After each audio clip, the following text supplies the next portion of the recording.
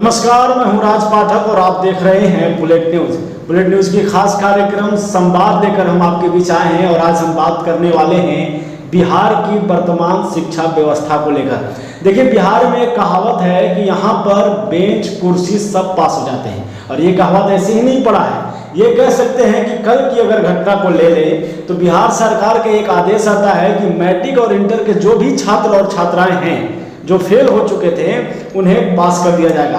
अब सोचना ये है कि ये निर्णय कितना सही है और छात्रों पर इसका क्या प्रभाव पड़ सकता है। और हमारे साथ इन तमाम सवालों और जवाबों को आपके बीच लाने के लिए हमारे साथ आज जुड़े हैं गोपाल नारायण सिंह विश्वविद्यालय के पत्रकारिता के विभागाध्यक्ष शिक्षाविद डॉक्टर अमित मिश्र। सर, स्वागत है आपका। सर, सवाल ये होगा कि जिस तरीके से कल अगर बात करें तो बिहार सरकार का ये आदेश आता है कि जो बच्चे इंटर और मैट्रिक में फेल हुए थे उन्हें पास कर दिया जाएगा, तकरीबन 2.5 लाख बच्चे को। ये निर्णय आपको कैसा लगता है? देखिए, ये शिक्षा विभाग द्वारा जो ये निर्णय लिया गया है, ये निर्णय काफ़ी सोच समझने के बाद लिया गया है। इस पे काफ़ी विचार किया गया है और जहाँ तक मेरा मानना है कि ये जो निर्णय लिया गया सरकार के द्वारा, ये ऐसे विषम परिस्थितियों को देखकर लिया गया। अभी परिस्थितियाँ उतनी अनुकूल नहीं हैं कि सरकार फिर से परीक्षा कराए, परिणाम घोषित करे। इसमें कई सारे स्टेप्स, जब कोई भी पेपर होता है, कोई भी एग्ज़ाम होता है, तो उसमें कई सारे प्रक्रियाओं को पूरी करनी पड़ती है। क्वेश्चन बनाना होता है, पेपर उसका रिजल्ट आउट करना होता है, उसके हिसाब से शिक्षकों की नियुक्ति करनी होती है, कॉपी जांच प्रक्रिया पूरी करनी पड़ती है, कई चरण हैं इसमें। तो सरकार ने ये निर्णय लिया है, तो जहाँ तक मैं समझता हूँ कि समय के हिसाब से लिया गया निर्णय है और ये कोई बुरा निर्णय नहीं है, क्योंकि अभी हमारे पास इस तरीके के निर्णय को लेने के अलावे और अभी कोई उपाय नहीं है ताकि हम बच्चों को आगे बढ़ाएं। क्योंकि अगर हम 6 महीने का इंतज़ार करते हैं तो कहीं ना कहीं हमारे बच्चे 6 महीने पीछे चले जाते हैं। तो ये निर्णय कोई खराब निर्णय नहीं है, ठीक है और लिया जाना चाहिए। अभी विश्वविद्यालय स्तर पे भी ऐसा निर्णय लिया गया है कि जो बच्चे स्नातक प्रथम खंड में हैं या द्वितीय खंड में हैं उनको प्रमोट करके आगे बढ़ाया जाए। तो ये निर्णय सही है, गलत निर्णय नहीं है। अच्छा, अगर इस पर सवाल कर ले सर, लगातार इसलिए हमने बोला कि बिहार का ये निर्णय सरकार का कैसा होगा, क्योंकि अगर पिछले आंकड़े ले लें शिक्षा व्यवस्था को लेकर तो हर बार बिहार की कहीं न कहीं शिक्षा व्यवस्था को लेकर के एक सवाल खड़ा होते आया है। जैसे 2016 में ले लें तो रूबी कुमारी की घटना ले लें, उसके बाद चोरी की जो घटना लगातार बिहार को लेकर बदनाम करती है, और फिर से ये निर्णय, तो क्या बिहार की शिक्षा व्यवस्था पर फिर से एक बड़ा सवाल खड़ा नहीं हो जाएगा इसकी वजह से? देखिए, आपने जो पूर्व की बात कही, पहले की जो बात कही, और अब में आज के समय में लिया गया निर्णय ये परिस्थिति के बस के अनुसार है। जिस तरीके से परिस्थितियाँ आज हमारे साथ है, ये परिस्थितियों को ध्यान में रखते हुए ये निर्णय लिया गया। दूसरा जो आपने कहा कि सर क्या इससे हमारे ऊपर कोई सवाल आएंगे, देखिए सवाल पहले भी उठते थे, अब भी उठते हैं और सवाल आगे भी उठते रहेंगे।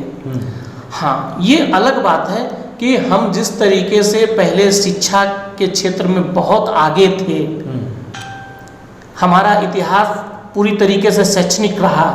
हमारे यहाँ नालंदा विश्वविद्यालय, विक्रमशिला, बहुत सारे ऐसे विश्वविद्यालय हैं जिन्होंने अपना एक कीर्तिमान स्थापित किया। आज हम शिक्षा में थोड़ा पीछे जरूर हैं और राज्यों की अपेक्षा हम पीछे हैं। मुझे शिक्षक होने के नाते ये कहने में कोई गुरेज नहीं है कि औरों की अपेक्षा आज हम पीछे हैं, और इसके लिए कहीं ना कहीं हमारे जो शिक्षाविद यहाँ बैठे हैं या जो सरकार के साथ जुड़े हुए हैं, उन्हें अपनी शिक्षा नीति में परिवर्तन लाने की ज़रूरत है। इसी से जुड़े एक सवाल कर लेते हैं। अभी इसी साल की बात करें, मैट्रिक के टॉपर रोहतास जिले के हमारे पास के ही हैं, हिमांशु राज में। अब चूंकि जो फेल थे उन्हें पास कर दिया गया। ऐसी स्थिति में जो टॉपर हैं या जो पास हो जाते हैं, उनकी मनोबल और उनकी मनोस्थिति पर क्या प्रभाव पड़ेगा सर? देखिए, ये जो आपने मानसिकता से जुड़ा हुआ जो सवाल किया, तो मेरा ये खुद का मानना है कि जो बच्चा टॉप करता है वो उसमें एक अलग तरीके की प्रतिभा होती है, और जिस बच्चे में प्रतिभा पहले से है उसका विल पावर थोड़ा स्ट्रांग होता है औरों की अपेक्षा। तो हाँ, एक ये तो देखिए एक बच्चों का स्वभाव है कि हाँ थोड़ी सी भावना तो आती है कि हाँ हम और अच्छा बेहतर कर सकते थे, या शिक्षा से जुड़ा हुआ हम कुछ और कार्य कर सकते थे। तो इस तरीके की मनोवृत्ति बच्चों के अंदर होना लाजमी है, लेकिन स्पेशली उन बच्चों में इस तरीके की भावनाएं कम आएंगी जो पहले से अपने आप को तैयार रखे हुए हैं, और उन्होंने तैयार किया है तभी आज वो टॉपर कहला रहे हैं और उन्होंने अपने आप को आगे बढ़ा रखा है। अगर इसी से जुड़े एक सवाल करें, क्योंकि आप 6 महीने की बात कर रहे हैं लॉकडाउन को लेकर, इस लॉकडाउन में ऑनलाइन क्लासेस को लेकर बड़ा प्रचलन हुआ और ये माध्यम बना शिक्षा व्यवस्था को सुचारू रूप से चलाने का। अगर बात करें तो ये कितना सफल होगा और क्या आने वाले समय में शिक्षकों की कमी यह पूरा कर पाएगा? नहीं, मेरा ये मानना है कि शिक्षकों की कमी कोई पूरा नहीं कर सकता। अगर शिक्षक के बिना अगर शिक्षा पद्धति को पूरा किया जा सकता तो हमारे यहाँ भारत में गुरुकुल नहीं होता। बिना गुरु का ज्ञान संभव है नहीं। एक शिक्षक होने के नाते मैं एक बात कह रहा हूँ, और दूसरी चीज़ कि हमने खुद ही इस चीज़ को अनुभव भी किया है। मैं स्वयं एक शिक्षक भी हूँ और एक अभिभावक भी हूँ। तो शिक्षकों की कमी ये ऑनलाइन नहीं पूरा कर सकता। और दूसरी चीज, ये ऑनलाइन एक विकल्प है, इसे हम आज एक विकल्प के रूप में हम इस्तेमाल कर रहे हैं, और ये विकल्प के रूप में इस्तेमाल किया जा रहा है ताकि हम अपनी चीज़ों की भरपाई कर सकें।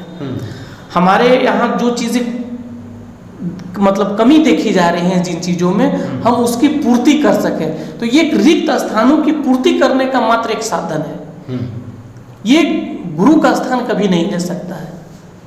अच्छा, हम चाह कर भी अगर चाहें, अगर ऐसा संभव होता तो आज हमारे यहाँ गुरुकुल शिक्षा का कोई कॉन्सेप्ट नहीं होता।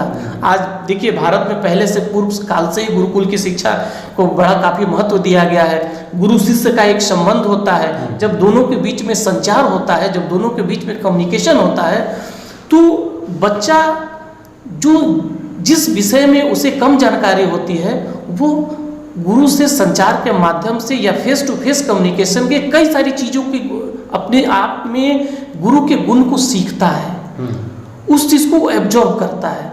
तो ऐसा मैं नहीं समझता हूँ कि ऑनलाइन से, हाँ ये विकल्प है जो आज एक माध्यम के रूप में इस्तेमाल किया जा रहा है, ये पूर्ण रूप से शिक्षक का स्थान नहीं ले सकता। अच्छा, इसी से जुड़े एक सवाल सर होगा, क्योंकि 6 महीने हो गए हमारे लॉकडाउन हुए, 6 महीने करीब हो गए। अब आने वाले दिनों में कितना जाएगा ये अभी तक पता नहीं है। फिलहाल कॉलेज स्कूल सभी बंद हैं। क्या आने वाले समय में, जो चूँकि आपने पहले कहा कि शिक्षा एक मजबूरी बन गया था अभी रिजल्ट को और लोगों को पास करने का, क्या आने वाले समय में 6 महीने बाद अगर ऐसी स्थिति बनती है तो जो शिक्षा का स्तर है वो गिरेगा या उठेगा? देखिए, थोड़ा सा गतिरोध तो अभी है हमारे यहाँ। अवरोध, कई सारे अवरोध पैदा किए जा रहे हैं, चाहे वो प्रकृति के द्वारा हो या मानव के द्वारा हो। और ये जो प्रकृति का जो अवरोध आज आप समाज के बीच देख रहे हैं, उसमें कहीं ना कहीं हम स्वयं भी जिम्मेदार हैं, हमारा समाज जिम्मेदार है, हमारे लोग जिम्मेदार हैं। शिक्षा में गिरावट तो आने की स्थिति है, क्योंकि ऑनलाइन से हम उन चीज़ों को अपने बच्चों को नहीं दे पाते जितना हम क्लास के अंदर देते हैं।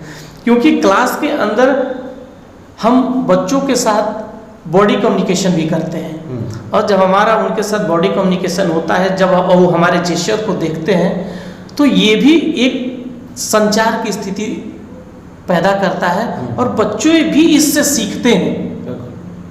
तो ऐसा नहीं है, हाँ चीज़ों को ये एक संभालने का प्रयास है, ये हमारा अस्थायी समाधान नहीं है, क्योंकि स्कूल हमें खोलने ही होंगे, बच्चे स्कूल में आएंगे ही, शिक्षक भी स्कूल में आएंगे ही, और जो शिक्षा बच्चा स्कूल में ले सकता है शिक्षक के साथ बैठकर शिक्षा ग्रहण कर सकता है, वो ऑनलाइन संभव नहीं हो पाता और ना ही हो पाएगा। जाते जाते सर आखिरी सवाल आपसे ये होगा कि जो बच्चे घर पर अभी बैठे हैं और शिक्षा का जो स्तर लगातार गिरते आया है, उन्हें उठाना भी है और उन बच्चों को ये समझाना भी है कि वो किस तरीके से घर पर बैठकर अपनी मजबूत तरीके से तैयारी कर सके। आप उन बच्चों को क्या टिप देना चाहेंगे? देखिए, मैं एक शिक्षक होने के नाते मैं बच्चों से कहूँगा कि आपके पास अभी थोड़ा पर्याप्त समय है, चाहे आप इसे मजबूरी मानकर चलें या समय की ज़रूरत मानकर चलें या जैसे भी आप माने। इसके लिए जो घर में बैठे जो बच्चे हैं, जो छात्र हैं, मैं उनसे कहूँगा कि आप के पास एक पर्याप्त समय है, आप उन चीज़ों पे थोड़ा ध्यान देने की कोशिश करें जो चीज़ें आपको कमज़ोर करती हैं। जिस विषय में आप अपने आप को कमज़ोर मानते हैं, आप उस विषय को थोड़ा ज़्यादा ध्यान दें। अभी आपके पास वक्त है, बहुत काफ़ी समय है, आप इस समय में अपने सब्जेक्ट को मजबूत कर सकते हैं। दूसरी चीज़, किताबों से दोस्ती करें। एक किताब कई दोस्तों के बराबर होता है, तो आप जब किताबों से दोस्ती करेंगे तो निस्संदेह कुछ नया रोज सीखेंगे। और आज समय भी है और समय की आवश्यकता भी यही है, आज ज़रूरत भी आपकी यही है, तो आप इस हिसाब से करें और ज़्यादा से ज़्यादा किताब पढ़ने पे ध्यान दें। बिल्कुल। पढ़ने की पद्धति जो है, आज मैं देखता हूँ कि बच्चों के अंदर बच्चे 10,000 का मोबाइल लेना पसंद करते हैं, गजट रखना पसंद करते हैं, लेकिन 200 रुपये की बुक खरीदना पसंद नहीं करते।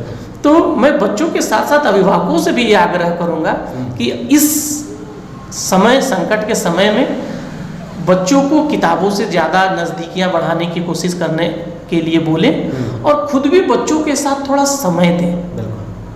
बच्चे जब किताब के संपर्क में आएंगे तो निस्संदेह रोज नई नई चीज़ें सीखेंगे और जो 6 महीने में आज हम जो चीज़ों को पीछे छोड़ रहे हैं, हम उन्हें बराबर उनके संतुलन को बनाए रखने में ये चीज़ें हमारी मदद कर सकती हैं। और हम कहेंगे कि किताबों से आप दोस्ती करें, नया सीखेंगे, रोज नया सीखेंगे। और जो कमी अभी आप महसूस कर रहे हैं, अगर किताबों से दोस्ती करेंगे तो हो सकता है कि 4 से 5 महीने बाद जो चीज़ें आप अभी छोड़ रहे हैं उसको वापस आप पकड़ लें। बिल्कुल सर, बहुत बहुत धन्यवाद हमारे साथ जुड़ने के लिए, तमाम मुद्दों पर बात करने के लिए।